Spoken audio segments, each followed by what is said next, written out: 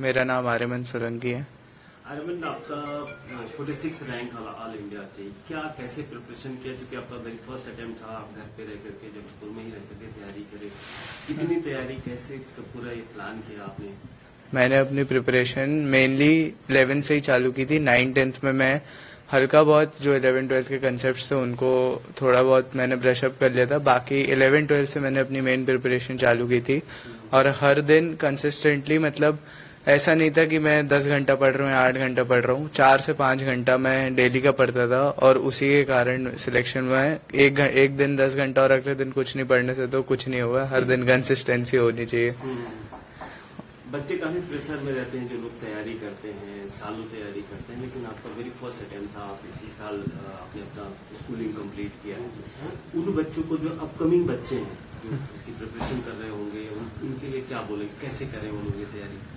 कभी भी पढ़ाई को एज अ प्रेशर की तरह नहीं लेके चलना है। हमें हमेशा अपने खुश रह के प्रिपरेशन करनी है, हमेशा कंसेप्ट्स पे फोकस करना है, कभी भी मतलब रटने पे विश्वास नहीं रखना है और एक काम माइंड से रखना है। पेपर चाहे जैसा भी है, इजी है, कठिन है, हमेशा अपने मन को शांत रखना है और सही से सब कुछ करना है। आपने जो 2 साल पढ़ा है वो उस दिन जरूर याद आएगा और सब फोकस्ड होके पढ़ना है। कभी भी डिस्ट्रैक्शंस के साथ नहीं पढ़ना है। या तो आप पढ़ रहे हैं तो सिर्फ उस समय पढ़िए, या तो आप खेल रहे हैं तो सिर्फ उस समय खेलिए। कभी भी 2 चीजों को मिक्स मत करिए।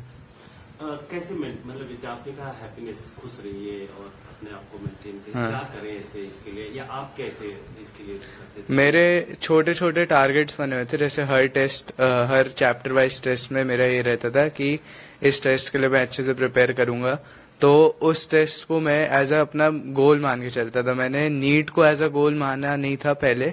मैं हर ये छोटे छोटे स्टेप्स में बांट के चलता था। तो ये छोटे छोटे स्टेप्स जब क्लियर होते हैं तो फिर एक बड़ा स्टेप अपने आप ही क्लियर हो जाता है। तो आप छोटे गोल सेट करिए और उनको कोशिश पूरा करने की कोशिश करिए, आपको अपने आप सक्सेस मिलेगी। अच्छा, एक सवाल और ये है कि जैसे जैसे एग्जाम क्लोज आता जाता है तो बच्चों में ना, जो स्टूडेंट तैयारी करते हैं, कि एंजाइटी होती है उनको काफी, तो उस वजह से बच्चे जो है कि जो साल भर तैयारी भी कर रहे होते हैं, कई बच्चे होते हैं डिस्ट्रैक्ट हो जाते हैं जी। इस डिस्ट्रैक्शन को अवॉइड करने के लिए एंजाइटी होना तो नेचुरल है पेपर के पहले। ये एंजाइटी मेरे को भी होती थी, पर इस एंजाइटी के दूर होने के लिए आप अपने दोस्तों से बात करिए जो आपके साथ प्रिपेयर कर रहे हैं। उनकी भी वैसी सी स्थिति है। बाकी आपके पेरेंट्स, आपके जो भाई बहन हैं, वो सब भी, टीचर्स आपको सपोर्ट करेंगे। तो वो सब एक साथ जब आपको बताते हैं, या फिर जब मेन तो फैक्टर दोस्तों का रहता है कि आपके दोस्त जो हैं वो कैसे हैं। अगर वो आपके साथ हैं तो आपको टेंशन लेने की कोई बात नहीं, क्योंकि वो भी उसी स्थिति में है। तो आप उनको देख के लगता है कि हाँ यार, सारे ही बच्चे उसी स्थिति में है, तो सिर्फ मैं क्यों एंजाइटी लूं, मतलब ये तो सबके लिए ही नॉर्मल है, तो फिर मैं क्यों लूं। तो ऐसा देख के हमेशा ये अपने आप को मैं समझाता था कि नहीं, नीट तो मेरे साथ बाकी सबका भी है, सिर्फ मैं क्यों एंजाइटी में रहूं। तो यही मेरा वो था मोटो की, मतलब हमेशा बाकियों को देखो और अपने आप को उस हिसाब से मोल्ड करो कि जब सब ऐसा कर रहे हैं तो आप भी वैसा ही करेंगे और उनसे भी अच्छा कर सकते हैं। आपके कितना स्कोर आया है, क्या रैंक है, फिर आगे कौन सी कॉलेज का टारगेट करें? मेरा स्कोर 696 है 720 में से। रैंक मेरा ऑल इंडिया 46 आया है और मैं आगे एम्स दिल्ली से MBBS करूंगा। फिर एक्सपर्टीज किसमें करेंगे, मतलब क्या कुछ प्लान तो बना ही लिया होगा? एक्सपर्टीज का अभी तो कुछ प्लान नहीं है, पर हाँ यूरोलॉजी की तरफ मेरा वो रहेगा कि यूरोलॉजी में मैं अपना परस्यू करूँ। हाँ जी। अच्छा, मतलब पढ़ाई के दौरान चेंज भी हो जाएगा? हाँ, वो चेंज भी हो सकता है, पर अभी मेरा यूरोलॉजिस्ट ही रहेगा। एक सवाल और है, लास्ट सवाल ये है कि एग्जाम हुआ है, एग्जाम इस बार काफी ऊपर नीचे होकर के हुआ, क्वेश्चन पेपर लीक हुए, पहले अटेम्प्ट में हुआ। इस दौरान जो 2-3 महीने बर्बाद हुए या 2-3 महीने रहा, इस दौरान मतलब आपको कहीं ये लग रहा था कि ऐसा ना हो मेरा साल खराब हो जाए? जो जैसे ही 12 मई को, 3 मई को हमारा पेपर था, 12 मई को अनाउंस हुआ था कि रीनीट होगा, तो उस दिन तो काफी मतलब डिप्रेसिंग माहौल था, रोने लग गया था मैं कि वापस कैसे बढ़ूंगा।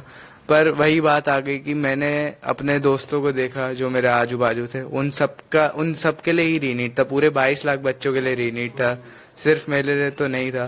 तो यही सोच के मैंने वापस से प्रिपरेशन करना चालू किया कि हाँ, एक बार और सही, और काफी अच्छा रिजल्ट रहा। 3 मई वाले से काफी अच्छा रिजल्ट रहा मेरा जो अभी आया है। तो हमेशा भगवान दूसरा चांस देते हैं, या फिर भगवान के ही डेस्टिनी है कि कैसा आपके लिए लिखा है वही होगा। सर आपका नाम? मेरा नाम डॉक्टर फड़ींद्र सिंह सोलंकी है। सर आपके बेटे का 46 रैंक आया है, क्योंकि एज ए पेरेंट आपके पास आपको कितना ज्यादा मतलब इनके साथ काम करना पड़ा, क्योंकि आपको अपना डॉक्टर है, मेडिकल कॉलेज देखना है, तमाम मरीज रहते हैं, फिर भी घर में आकर के इसको भी गाइड करना है, इसको प्रॉपर प्लानिंग में मदद करनी है, कितना कुछ आपने? देखिए आरमन जैसे हम दोनों हस्बैंड वाइफ डॉक्टर हैं और आरमन की बड़ी बहन तान्या सोलंकी भी डॉक्टर है, उसने भी एमबीबीएस किया हुआ है। तो आरमन ने उसको तैयारी करते देखा है। कोरोना के समय पे वो घर पे पढ़ती थी, तब आरमन क्लास 7th में था, 8th में था, तब उसको देखता था। तो आरमन को ये रियलाइज हो गया था, और हमारे यहाँ ये था कि भाई पढ़ाई तो करनी ही है। तो ही हिमसेल्फ डिसाइडेड कि मुझे डॉक्टर बनना है। उसने पढ़ाई करी, और उसका ज्यादा रोल उसकी मम्मी का था, क्योंकि मेरे को कॉलेज जाना, काम करना, मैं तो ज्यादातर बिजी रहता था। तो वो और उसकी मम्मी प्लान करते थे चीजें, वो चॉकआउट करते थे कैसे क्या करना है। और आरमन की बेस्ट पार्ट ये थी, बड़ा ही डिसिप्लिन्ड और कंसंट्रेट करके पढ़ता था। उसे बोलना नहीं पड़ता था कि आरमन पढ़ाई करो, उसको गोल क्लियर था कि मुझे एग्जाम निकालना है और अच्छे नंबर लाना है। तो वो ही हिमसेल्फ डिसाइडेड एवरीथिंग।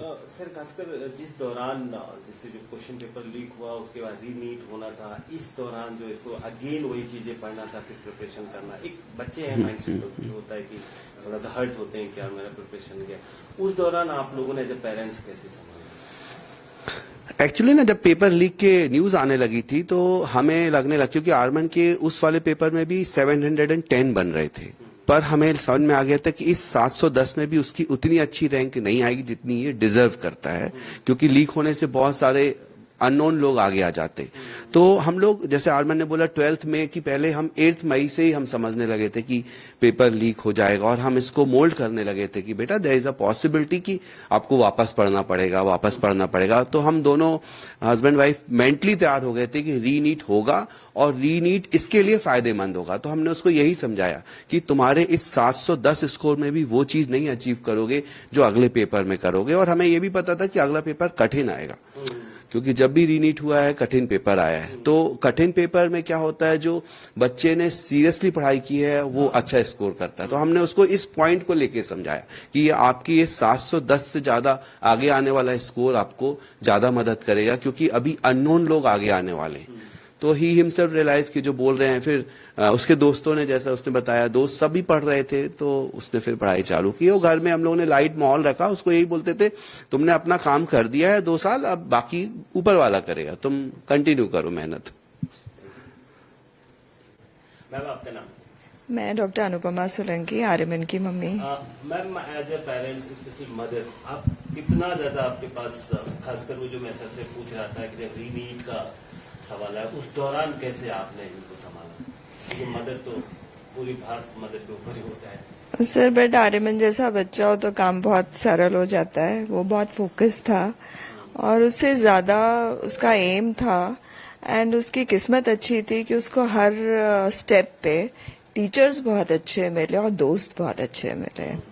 तो जब सही कंपनी और सही डायरेक्शन और बड़ों का आशीर्वाद होता है ना, तो चीजें अपने आप ही अलाइन होती हैं और सक्सेस मिलती है। तो एज अ पेरेंट बच्चे के नाम से जाना जाए, ये तो एक बहुत बड़ा ड्रीम होता है जो फुलफिल हुआ। और दूसरा, एज अ डॉक्टर, हम सबका एम ये होता है कि हम एम्स दिल्ली में पढ़े ना, तो दोनों एज अ पेरेंट और एज अ डॉक्टर दोनों ड्रीम्स हमारे ना आर्यमन ने फुलफिल किए हैं। तो इससे बड़ा दिन तो हमारा हो ही नहीं सकता। पहला अटेम्प्ट है। कितना बड़ा अचीवमेंट मानती है? क्योंकि बहुत सारे बच्चे प्रिपरेशन करते हैं, बहुत बड़ा, शहर के या प्रदेश के पूरे बच्चों के लिए। हाँ, एक्चुअली सिलेक्शन ही हमारा एम होता है, बट टॉप 50 में आना और एम्स दिल्ली में पढ़ना मतलब इनक्रेडिबल है। ये सिर्फ आर्यमन की मेहनत है, और टीचर्स का मार्गदर्शन है, और बड़ों का आशीर्वाद है। आपके राज्य की खबरें, आपके शहर की खबरें सबसे पहले जानने के लिए देखते रहें अमर उजाला। चैनल को सब्सक्राइब जरूर कर लें और पाएं हर अपडेट।